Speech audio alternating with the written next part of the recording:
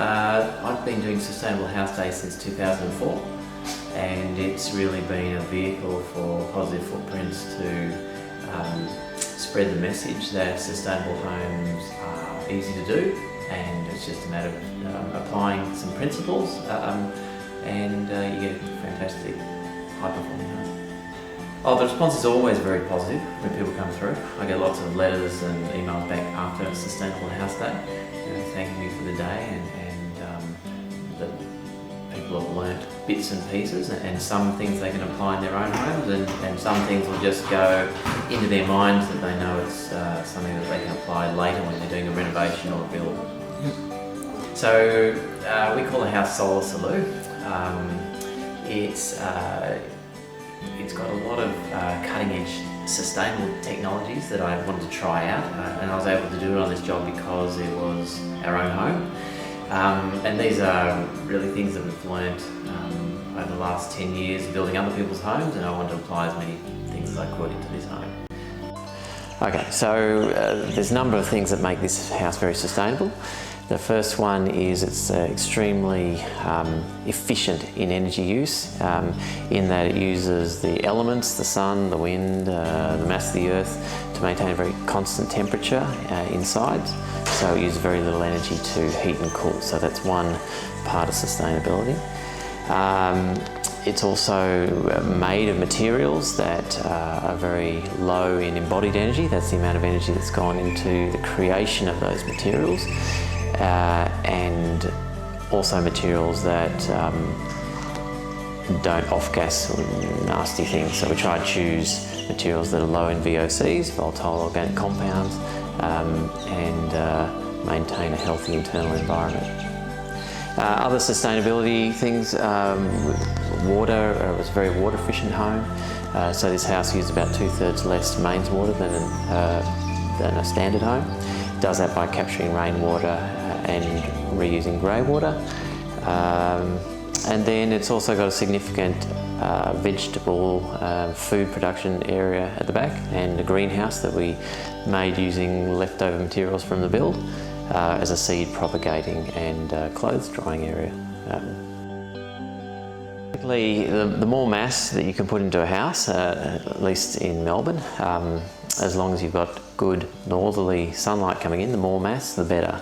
And so we like to put the mass that we use are these recycled bricks, because one, they're recycled, so you're using them again, and that means that you don't have a high embodied energy load in that mass itself. So it's low in embodied energy itself, but it's also adding to the high performance of the home. The mortar that you see in the mortar courses up here, that's cement replaced mortar, so 30% of the cement has been taken out of that and replaced with slag fly ash blend. And that again, cement is very high in embodied energy, so we're just trying to keep things low from an energy point of view. Look, the floor here is, I'm very proud of the floor. We've been doing recycled eco concrete slabs for a while, but on this one we've actually gone the next step and put in recycled glass into the top of it, and then polished that up to really make it a statement about the house. And what I like about the floor is not only that it makes it look nice, but it highlights a part of the home that's working really hard for the home.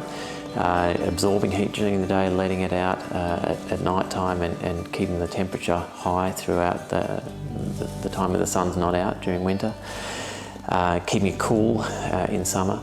And also the materials that gone into the concrete. Once again, cement is very high in embodied energy, so 60% of the cement has been taken out, replaced with slag and fly ash.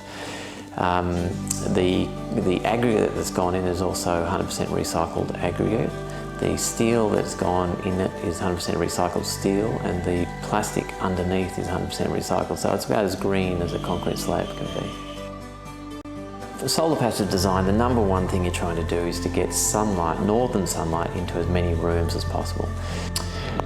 So when we're choosing finishes, we're primarily trying to choose materials that are low off-gassing materials. That's because finishes are all around, and if you choose the wrong thing, then all the surfaces are off-gassing nasty, well, potentially nasty things mixing in the internal environment, then you're breathing them in. So we use zero VOC paints. All the cabinetry throughout is E0 cabinetry. It means very low level of formaldehyde off-gassing of those. Further beyond that, all the things that you can't see, the glues, the binders, waterproof membranes, the grouts, those are all low or zero VOC options of the same thing. Going on from health, we're also looking that we're choosing materials that aren't burdening the environment more broadly. So one of the main things that we try and avoid is forest timbers, mainly because there's been so much deforestation over the last 200 years, and we really want to save as much of what's left and keep it there for the animals and for people in the future to enjoy. So we're using plantation timbers, we're using bamboo, we're using plantation hoop pine. Okay, so on this house we've got a grid interactive photovoltaic system. It's a 3 kilowatt system. And we have solar hot water. We've just gone for the flat plate solar hot water rather than the evacuated tubes, simply because I've found that just has less pumps and things to drive it and seems to be more robust. The energy that we're getting out of our 3 kilowatt solar panels is enough to produce more power than we're using in this house, and that's with our family, my parents living here full time. And young kids playing on computers and so forth. So it really just shows that if you get the heating and cooling loads down, and then you choose appliances which are the most energy efficient version of those appliances, that a 3 kilowatt system, perhaps a 4 kilowatt system if you've got a big family, but that's usually enough to break even if you do, if you get the big blocks right at the start.